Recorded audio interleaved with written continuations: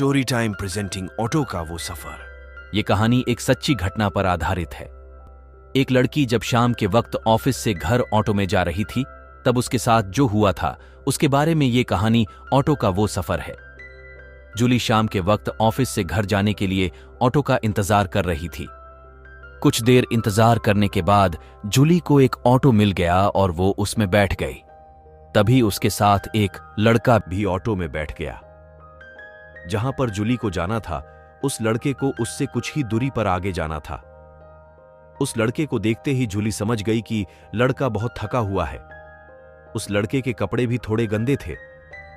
Auto में बैठने के 10 मिनट बाद ही उस लड़के को नींद आने लगी। वो लड़का कोशिश कर रहा था कि नींद ना आए, लेकिन उसको नींद आ जाती है और वो सो जाता है। करीब 5 मिनट के बाद उस लड़के को गहरी नींद आ गई और उसने उसका सर जूली के कंधों पर रख दिया। नींद इतनी गहरी थी कि उसको पता भी नहीं चला कि उसने उसका सर जूली के कंधों पर रख दिया है। जूली को इस बात का एहसास था कि ये लड़का बेचारा पूरा दिन काम करके थक गया है, इसलिए उसने उस लड़के से कुछ नहीं कहा।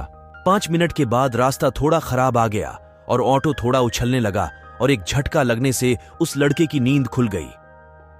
नींद खुलने पर उस लड़के को एहसास हुआ कि उसने अपना सर जूली के कंधों पर रख दिया था।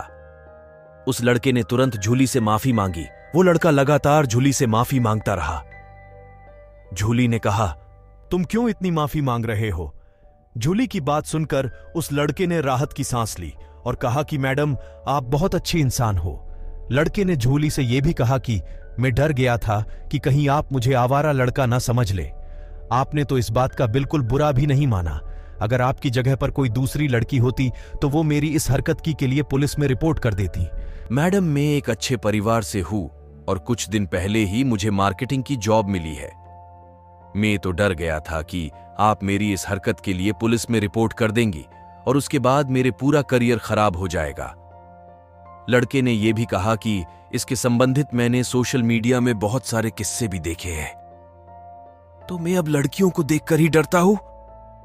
फिर वो लड़का जूली से माफी मांगकर चला जाता है। आपको ये कहानी कैसी लगी कमेंट में जरूर बताना और नए कहानी के लिए स्टोरी टाइम चैनल को सब्सक्राइब कीजिए।